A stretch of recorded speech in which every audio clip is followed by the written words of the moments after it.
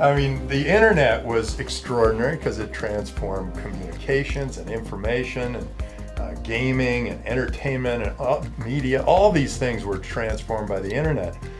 Bitcoin and the blockchain have the potential to transform the biggest industries in the world.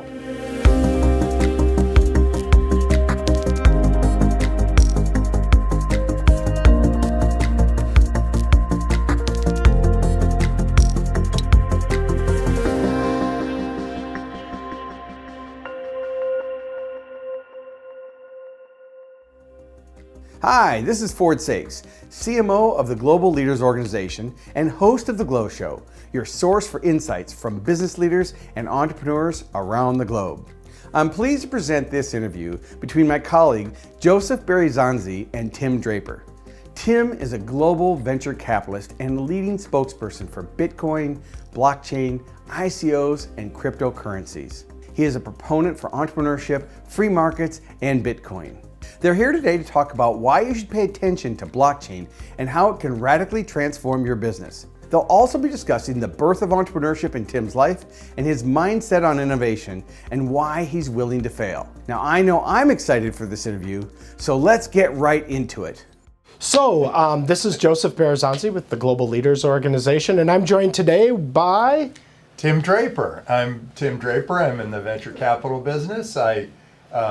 I started Draper University of Heroes to encourage more people to be entrepreneurs. Anyway, that's what I do. And you do so many other things. You could be like Fletch and put on different hats. You're the NASCAR driver of VC. It's all for entrepreneurs. So when did you first identify yourself as an entrepreneur? Oh, I've always been identified as a venture capitalist. So that would have been probably 1985. I did think that I wanted to be an entrepreneur when I was getting out of business school because my father, my grandfather were both venture capitalists, and so I thought that's the last thing I want to do. Right. But as I learned more about myself, I realized that I did not have the ability to just focus on one thing. I was much more of a generalist. And that's why you then I realized I wanted to do a whole bunch of different things, and venture capital is a great way to do a whole bunch of different things, right, but do it lightly. Brilliant. So I guess I've become an entrepreneur because I started that school. I was going to say, I feel like you've approached VC in a far more entrepreneurial way than most people. Like, it's not, you don't engage in this whole, I'm reviewing the grant applications from, No.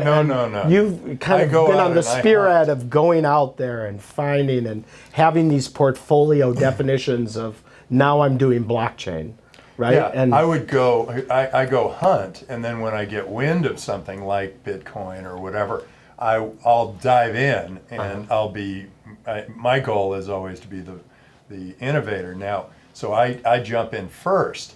And by jumping in first, either I get extraordinary returns or I get burned. Right. And I get so it's that hemorrhaging edge sometimes. And that willingness to fail turns out to be really good for a venture capitalist, because if you don't want to fail, you keep throwing good money after bad.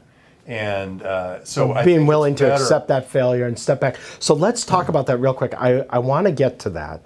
First, tell me one of your favorite successes. Your favorite companies you were involved in success. The one I always think back on is Hotmail, because and that kind of begot Skype and many other companies. In fact, you could even argue that all social media came because of what happened in Hotmail. Okay. It was really fun because we were just getting going in the venture business, and it was actually my second big win, but it was also I used to work internationally, and it was really difficult. You'd have to meet with people 5 or 6 times. And then when Hotmail came along, it was going to be free web-based email for everybody. And that was really quite extraordinary, the idea that everyone could potentially communicate. And when I first saw the program, I said, well, how are you going to get it out to all those people? I asked the entrepreneurs, and they said, well, I don't know, billboards and TV and whatever. And I said, well, can't you just send a message to all those people on the internet? And they said, no, that would be spamming. And I said, well, okay, can't we rename it as internet marketing? So you started spamming. I kind of did, because what I did was I said, well, what if you put a little message at the bottom of the screen that says, it was supposed to say, P.S. I love you, get your free email at Hotmail. But they after a lot of arguing, they finally said, okay, we'll do it, but no P.S. I love you. Now, to this day, I think we would have had a much more peaceful and loving world if we had said P.S. I love you. So but it did. Here's what I need to know, 11 million users in 18 months. The founder was Indian. He sent one email to his friend in India, and it spread to 100,000. Do you still have your Hotmail account? No. No. I was because I would have Tim judged you Hotmail. based that. I was Tim Joe at at Hotmail. Oh, is that right? Yeah, I had a very early one. Oh boy. And got very lucky. So now let's go then to tell me one of your favorite failures. Since you accept them and own them, sometimes I have to draw that out, but you own it. My biggest failures are failures to act. Okay.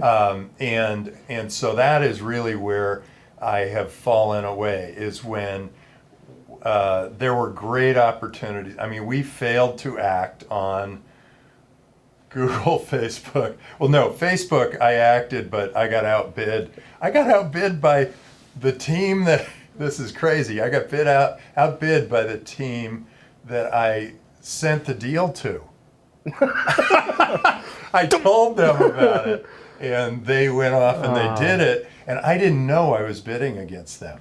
They may not have known they were bidding against me either, but we bid all the way up, and I So I get the failure to act. outbid. I want to know about one that you did act, you got in, you were convinced that this was a horse to ride, and then it got lame in the process. There are and didn't so work. many of those. I mean, we fail half the time. Right. I mean, that's what venture capital, early stage venture capital is all That's about. what a good entrepreneur. So there are so many of those.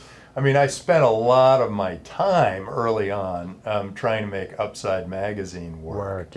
And I think that may have been one of my big failures. And but then it helped me when I saw how important it was for something like Hotmail to spread to millions of users, because for us to get to 10,000 viewers at that time, for Upside, that was kind of, I mean, 10,000 was real struggle, and 10 million was sort of a snap. And so we decided that those two are in some way connected. I also was, another of my failures was that I made the first offer to Yahoo, but I got outbid again. So being outbid seems to be one of my things big that failures. you're really good at. Yeah. All right. So in Andreas Antopoulos's really thought-provoking collection of talks I really liked, called The Internet of Money, he says that blockchain's nothing more than a data structure, somewhat inefficient at that. How would you respond? Yeah, and I would say that the internet is no more than a bunch of electrons flying around the web. Sure, he's absolutely correct, but what he's missing is all the things you can do with it. I mean, the internet was extraordinary because it transformed communications and information and gaming and entertainment and media. All these things were transformed by the internet. Bitcoin and the blockchain have the potential to transform the biggest industries in the world. Insurance, all of banking, commerce, all of venture capital. It has really amazing, extraordinary potential. It actually could, because it affects insurance, it could actually potentially transform how governance works. And that could just move society to a whole new level. This is a really exciting time for anyone getting involved in Bitcoin or any of the associated technologies. So my next question was, is blockchain technology like internet technology going to change everything? And you're convinced it is. Yeah, it's going to change so many things. Because it's not just Bitcoin and the blockchain. See, you've got Bitcoin, this decentralized, open, transparent, honest currency, not tied to any political force. And compare it to like these political currencies, and you realize, oh, this is way better. It's easy to compare it on a favorable basis to currencies like the Argentinian peso or the Nigerian naira. But eventually you could compare it to the dollar and say, hey, this is better currency. So that's extraordinary. Bitcoin's extraordinary. But then the blockchain keeps a perfect record of all the money that moves around through all the Bitcoin that moves around. But it also can keep perfect track of data and how that moves around. So let's talk about that. So when I've been to a bunch of these national conferences coming from my place of how is private capital formed differently in a decentralized place. And a lot of these blockchain for good events that I've been at, one of the solutions I've been most interested in are these supply chain solutions. These multiple stakeholders, like in the fishing industry. Or have you seen we've seen those are happening in a lot of different ways, and that kind of gets into a few of the other technologies that are out there. From the blockchain, you have something that you can create called a smart contract, right? And the smart contract is the ability to put a contract up into the cloud, and the way to do what's great about it is a certain event can affect a change. So that's why it's perfect for insurance, is that you could pay all your premiums over and over and over, and then when the event happened, a death or an accident or whatever, then the claim is automatic. Right. And so as it's opposed the perfect to a political decision of somebody where people are fighting it out. Right. Well, that actually affects the insurance industry. It also affects government, because 80% of what government does is provide insurance for the people around it. And governance then could potentially cross borders, so that you could be, no longer might you be tied to a tribe, you might be just a part of the world, and you might pick and choose which government is the best for you. It's kind of an interesting We were talking way about of them going. before, but Acon's doing this African blockchain projects, and one of them was about tying land ownership onto the blockchain. So the first time really giving people that makes deeds. so much. So now they can actually create taxation where they haven't had it before. That's not political. I know. I own some land in Africa, and I'm not sure where it is and where. We'll have to hook you up with generally where it is, but I don't really know. Recently, you told Argentina you thought that they would be. I don't know if you told the president directly or whether I did. you I had a quoted. great bet with the president, Macri. He's a wonderful guy, by the way. And I said, okay, we'll make a bet. Last time I saw you, which was 2 years earlier, Bitcoin was at 10,000, and now Bitcoin's at 4,000. Now it's up quite a bit from there. But then I said, during that time, the Argentinian peso has gone from 7.5 cents to 2.5 cents. And I said, so we'll make a bet that a year from now, if the Argentinian peso is higher, I owe you a Bitcoin, and I will double my investment in Argentina. And he said, yeah. And then I said, and if Bitcoin's higher, well, he said, yeah, but he also kind of hedged. He said, God, I don't know, we got an awful lot of inflation coming. And then communicated deep confidence. Yeah. And then I said, but if Bitcoin is higher, then you will pay me the pesos. I'll get pesos, and you'll make Bitcoin a national currency. And he looks at me like, oh, who's this crazy American guy? And I said, the way Japan did. And he went, what? And all of a sudden he brought his minister in, and he started talking to the minister, and so.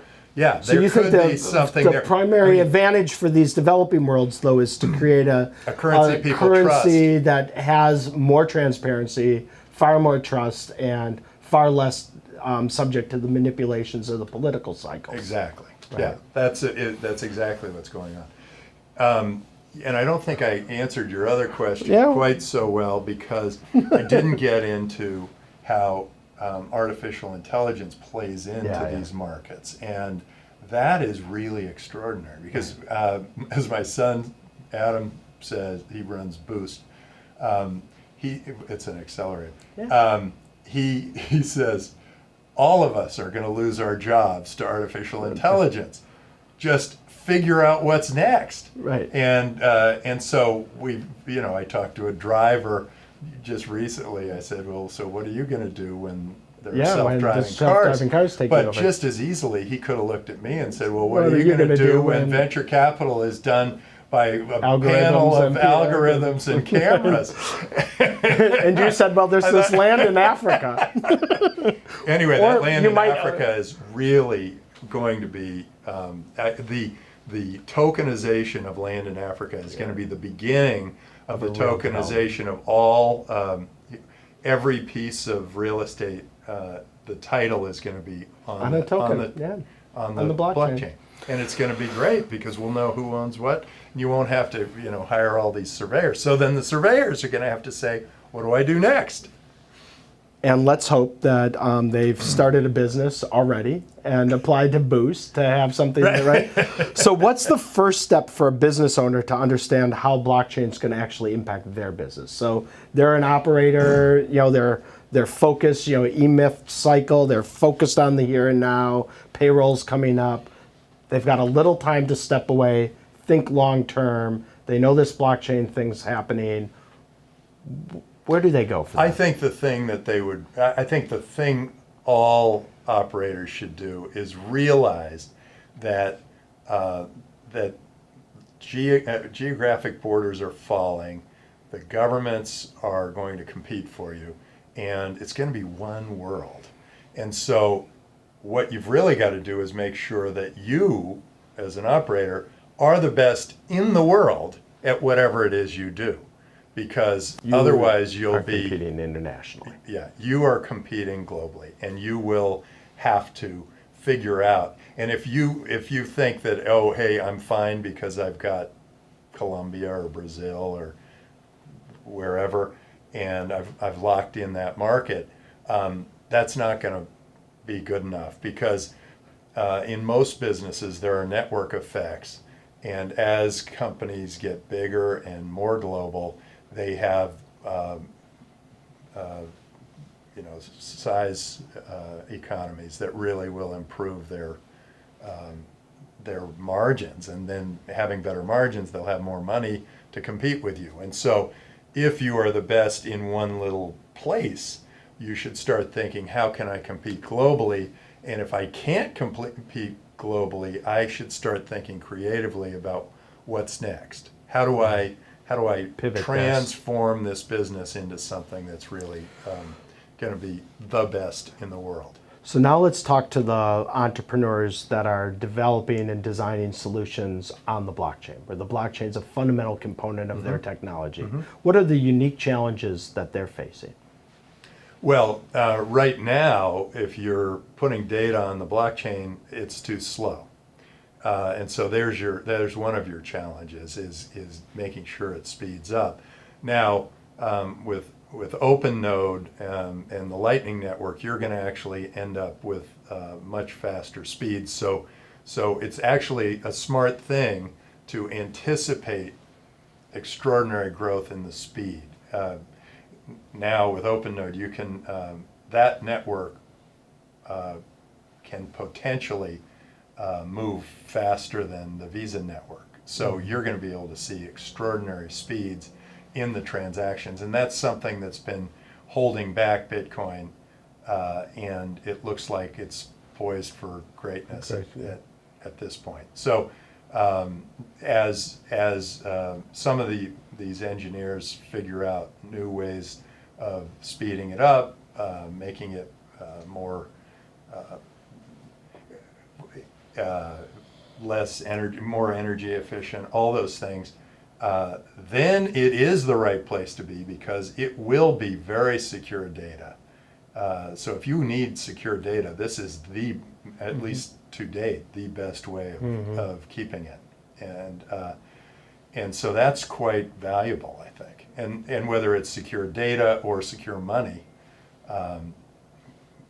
Bitcoin and the blockchain are really the best ways of So if we talk to the, operating today. I'm sure you have had this experience, but like I'll judge business plan competitions at the college level and stuff. It's always a lot of fun, right? Or the community level. Just seeing tons of really creative, innovative stuff coming where they're leveraging blockchain or the potential of AI's integration in. So one of the pieces of advice you're giving them is to look at the new higher speed nodes systems. What are two other pieces of advice to give if they're those just folks? coming out of college, I would just make sure that you're taking the biggest step you possibly can. Instead of thinking what's in the forefront of your mind, think about what's in the back of your mind as to what kind of a business to run, because this is your life. This isn't just like, hey, Your next I gig. can make something slightly better than what Microsoft does, because Microsoft will easily Do slightly better than Microsoft. better than that, and they have a much bigger market. Right. And so you really have, in order to wedge in as a startup, wedge into an industry, you've got to have something that no one else has, and it's got to be something that can give you some way to sort of wedge into the market and then start to expand from there, so that you can keep selling more and higher margin products to your customers. You get them in through this one technology or one product that gets them excited, and then figure out how to keep them and expand. And then for our audience, just a reminder that they should add P.S. I love you. To everything they do. Everything they do. So thank you so much for joining us, and we look forward to seeing you again soon. It's my pleasure. Go read my book. Yeah, that's a good book. It is a good book. Yeah. It's How to Be the Startup Hero, and I wrote every word. You didn't have a ghostwriter. No writer helped me. Yeah, so you see That's my great. voice whether you like it or not. And then go, if you're an entrepreneur, you're getting started, go to Draper University. It's a life-changing experience, and it'll give you the strength you need to go out there and change the world. So, great. Okay, thank you. That was such a great interview. I think Joseph asked some fantastic questions. And I was interested in Tim's vision for the future of blockchain and how it would affect my business and impact business on a practical level. Now, hopefully there was something in it for you that you can take away and use for yourself in your business. Thank you for watching, and I can't wait to see you all in the next episode.